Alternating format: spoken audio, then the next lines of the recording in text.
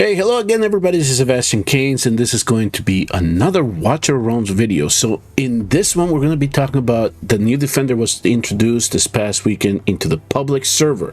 She has been in the Forerunner server for a while, and there were some, gameplay that went on with her, and some people didn't really deem her to be the OP Defender from the Watchers faction, but she has some unique abilities that you can take advantage of. And so we went ahead, we summoned her into my public server account. It's like, okay, let's go ahead, let's give her a try, see how she actually can perform in different facets of the game. And also, just to give you an idea, if you are progressing to the game and you happen to summon her, how you can use her in all the different areas of the game. Now, unfortunately, we don't have the Hellfire Emperor open to us yet. I imagine that she will excel there. The only unfortunate part is that she's not a Northerner, but we can definitely look to see how she does in that content when it opens up again.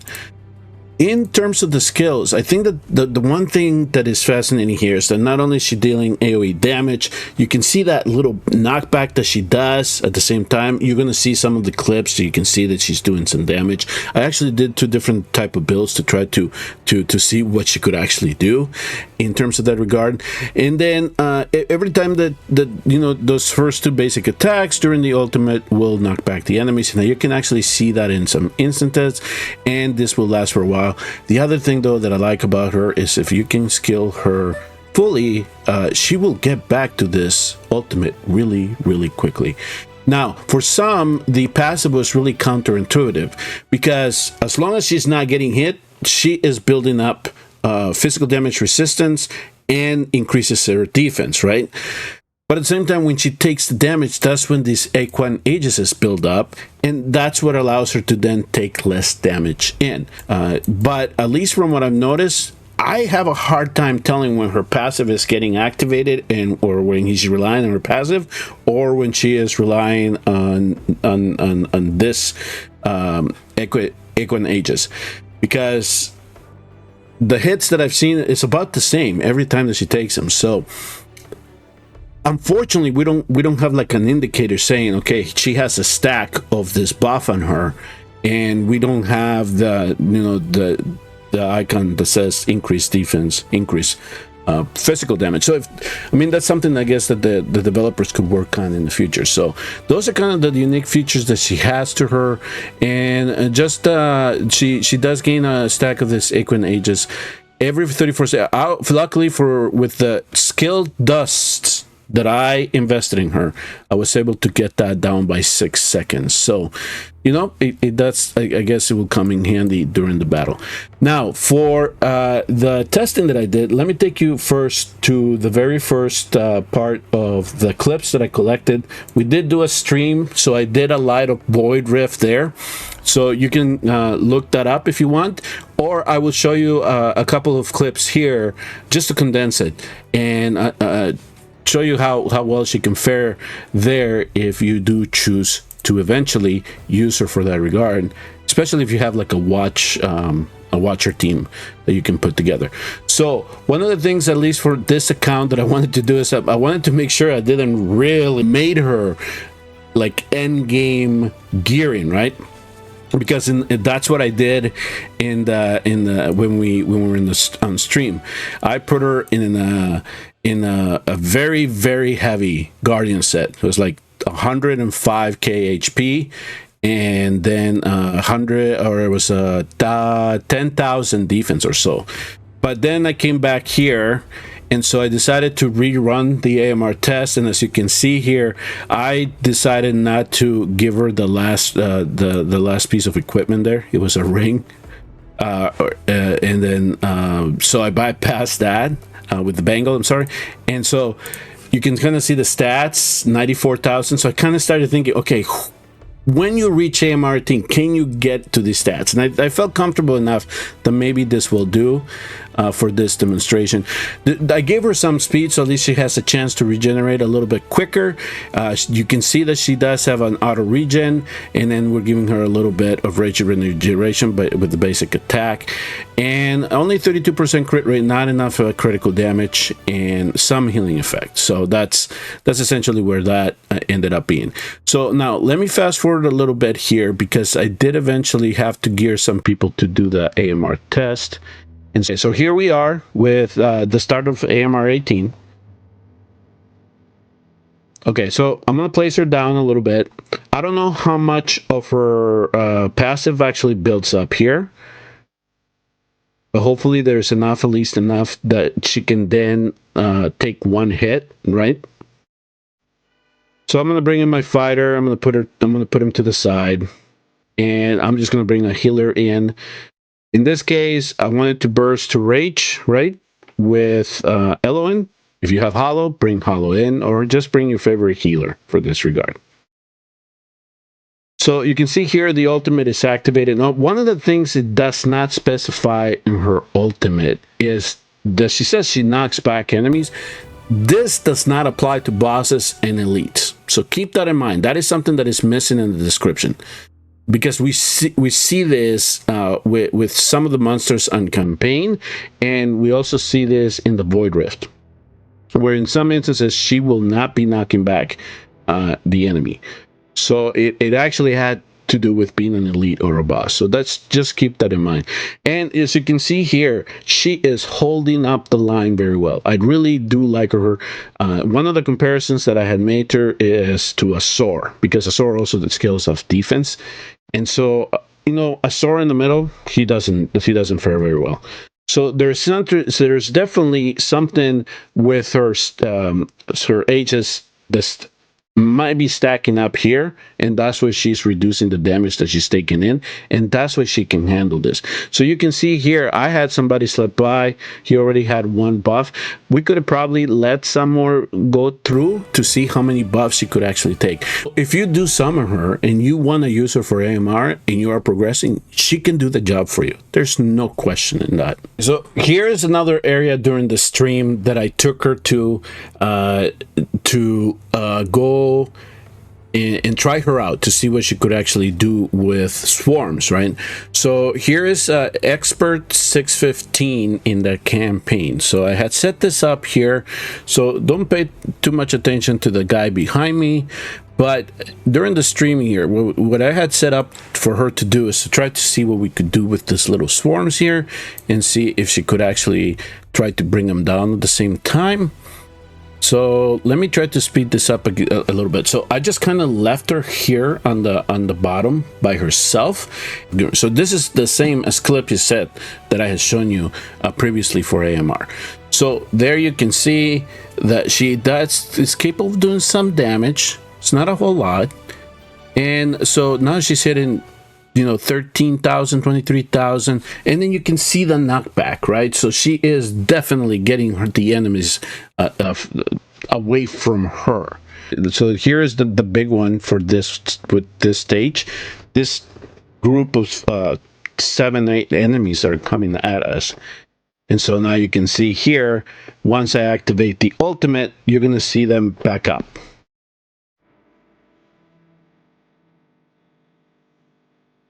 So in this example, I actually did give her healer support because I wanted to get her rage boosted as much as possible. So here we go. Now you see everybody. And now we're just trying to make sure that she can... So the first 2 hits, she's knocking people back. So she definitely can handle herself. There's no question that as a tank, she is doing a phenomenal job. So that's kind of the example that I can give you as to how she does perform in the game. If you're going against swarms, she will excel in this regard. Against bosses, I think that her damage reduction will help her in sustaining some of those fights, and you'll see that when I covered the Void Rift. So there's definitely no reason, if you are starting out the game why you should not build her in user. And she will have also utility in faction trials as well, right? Because you do need sturdy tanks to try to beat stages 10 to 12. So for this example here, what I decided to do is kind of give her a damage type build. So here, let me take myself off screen just for a second so you can kind of see the stats that I had built on her. And it's a Soulbound Arcana set. There's some speed in it, 281. I did crit cap her, and I gave her a little bit more critical damage. And as you can see here, the defense is stacked up as well. So she does not have as much HP, but she does have a lot of defense. So 12,000 defense here. This is one set that I typically do use on gun for certain situations. So you can see that the Soulbound Arcana set is usually defense percentage and 1 critical damage piece, and then I have some damage stats in this immortal set, in the immortal set that you see on the left hand side. So now let me take you over to the campaign, just because I wanted to see if she was able to do some damage. Okay, so here we are back in the same campaign stage. So remember that I was seeing around 21, I saw some 21,000, some 14,000 in terms of the damage that she was doing to the enemies that were coming after her. And so here we are now with this Soulbound Arcana set that is loaded with defense. She's crit capped. And so now we can get a general sense of how much damage she can do with her basic and her ultimate. And then you can kind of see that she is doing a good job. It's not immense amounts of damage that she's doing. We're getting a little bit more. Okay, so it seems like the closer the enemies get to her, the less damage she does. But I mean, that's just perspective, right? Because her passive allows her to do that, you know, rev up her defense, and then once they get closer, that goes away, and so you see the numbers decrease a little bit. But right now, she's had a chance to build up her passive, so you can tell the numbers increased a little bit. Now with her ultimate, now she's getting into the 42,000, 44,000 range. So it's not you know, not that bad. She can do some damage, but early game, mid game, I would say just use her as a tank. Just like any other tank, take advantage of the knockback if at all possible. It probably keeps her alive a little bit longer. And just make sure that maybe you can deploy her in situations where she's allowed to take advantage of her passive and build up that physical damage reduction in defense. Here come the followers. Now you can see her. She's hitting around in the 64,000 range with her knockback. So she definitely did a great job there. Now, for the other situation that I think I took her with the Soulbound Arcana set was here in AMR. So same situation. It's just to see if that low HP with that much high of the defense, if she could handle herself. And I was actually impressed that she did. She did not do a lot of damage onto the boss. So keep that in mind.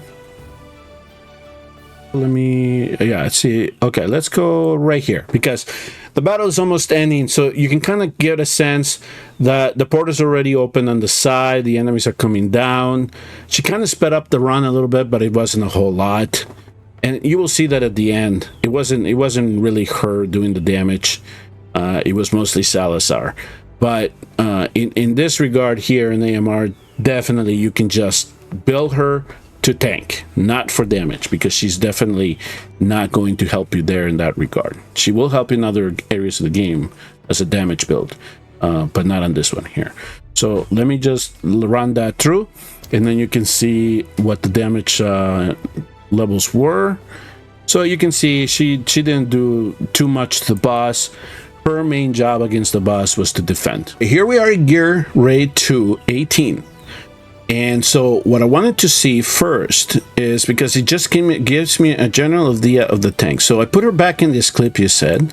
And so in this regard, I just wanted to first place her down and then look to see, one of the things that I wanted to see is after I play, and then I put Sadie just to kind of provide her a little bit of heals. But what I wanted to see is how well she could tank and take some hits. So I'm kind of counting the hits here. I see 2, and there's some healing. So you can kind of see that she's somewhat losing her health here. Wanted to see if the damage reduction would apply and, you know, get her to sustain. But once that second enemy showed up, that's when she could not take it anymore. So I knew that she would need a little bit of support. There's no question on that. So she's not going to be like a very, very sturdy tank like Brooker can do, or maybe even like a King Harsh, because they have those shields, or Oleg for that regard, right? So she's going to need a little bit of support so she can sustain the battle. So in this next example, then now, okay, now I'm going to set things up as I would have to try to beat GR218, okay? It's kind of the similar setup to what I do in some accounts that I do help out in, if I need to try to do it. So here we go, trying to get her a little bit of protection with the shield. And so there, she now made it a little bit longer. So for I just brought in Volka to do a little bit of more damage on the side. She can actually do some damage here in GR218. It depends on how you build it, right? And now that she has that extra tile extension, it'll make it a little bit better. So now here is we're gonna see if she can handle the shrieks. So it's just Vortex right now. Let's protect her a little bit. She got a little bit of shielding, not a whole lot. But you can see she's doing a good job. Never felt in danger. Never felt in danger. So there we go. Now let's set things up a little bit. Now let me fast forward a little bit because I do want you to see that second wave. This is where sometimes things get a little bit complicated. So she takes a hit, and if you give her proper healing, she can recover really well. Now remember, as long as the enemies are not present, she'll build on her passive. So then the first hit is not as major as the subsequent ones. So here she took 2. So one of the things that I noticed, and I don't know if it's because these units are always moving or they're classified as elite, but that pushback does not really work on GR2. Not with these enemies, at least. Okay, so here what I'm waiting for is for him to rage.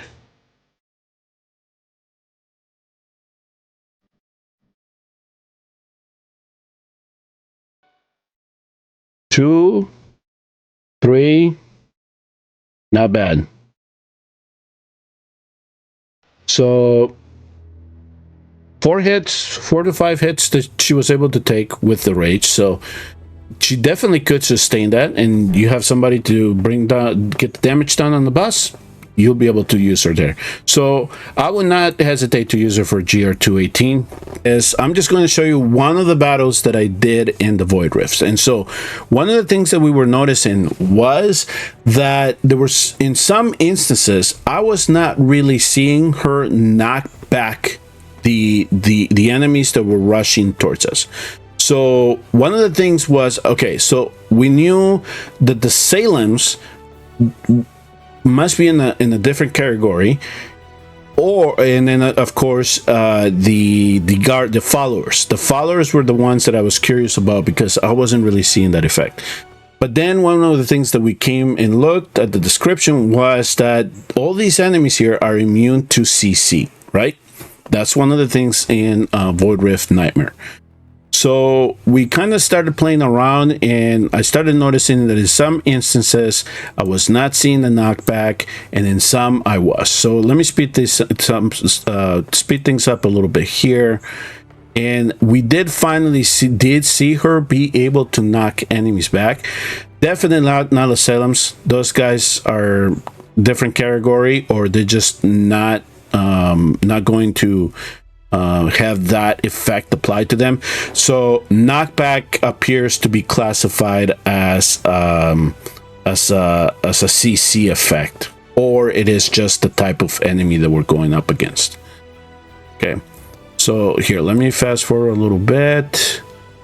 And let me get to the stage where the followers are coming out. So here are the followers. So here, this was the unit that I was really confused because I didn't know if I wasn't seeing it well or if the effect was just so minimal that it wasn't really knocking him back. So at least in this angle here, I was able to kind of go off by the red bar, the enemy's health bar. And so there I saw the knockback. So now you can see that they're getting knocked back. So there's certainly certain enemies that she will not be able to push back here in the Void Rift, and there are some that she will.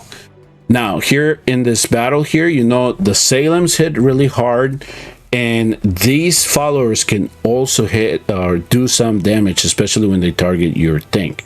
So you do need to provide a lot of support.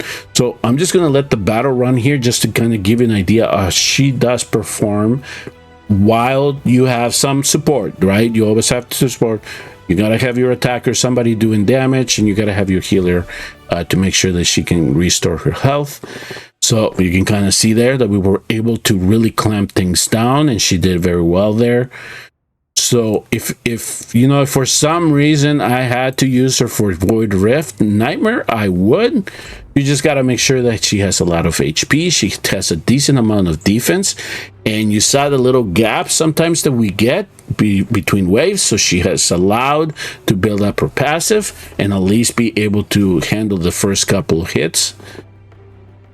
So here you can see, so here, not getting pushback on this Salem's, but we do get the pushback on the followers. So it's kind of, they have to put it in the description that if, I think that they need to clarify that a little bit so it doesn't confuse people a whole lot, that if it's an elite or a boss, that she won't do it.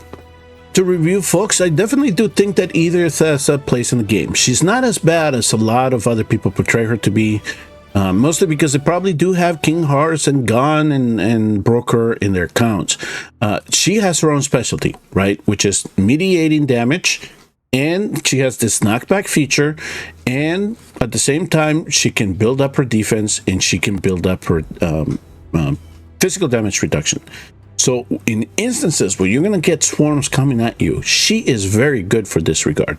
So that's what I would be planning on using her. If you're progressing through the game, think about a Guardian set if you're lucky enough to have one. Otherwise, an Asclepius set will work for you. Give her a Bastion Ring, give her that extra block. For endgame people, keep her in that Guardian set as much, you know, something like the build that I have here, which is 100,000 and 10,000. Something like this could work. If you want to add a little bit more defense, you can, because remember, she is building up her defense. But I do think that once I start being able to get more of the Tempered Will set is what I was looking at. That would be an excellent set to also pair her up with, because you're reducing even more damage and you're building up even your defense a lot more. So endgame, Tempered Will definitely is going to be a very good set for her. As you can see, I don't have enough pieces for that, so right now when I'm using her, she will be in a Guardian set. Remember, she has auto rage regeneration. You can add a little bit more to try to get to that ultimate pack as soon as I can, and that is what she does benefit. So with that, folks, thank you very much for tuning in and watching. I will see you all next time in the next Watch Over Realms video, and please remember, hit like and subscribe on your way out. Together, we are the shield.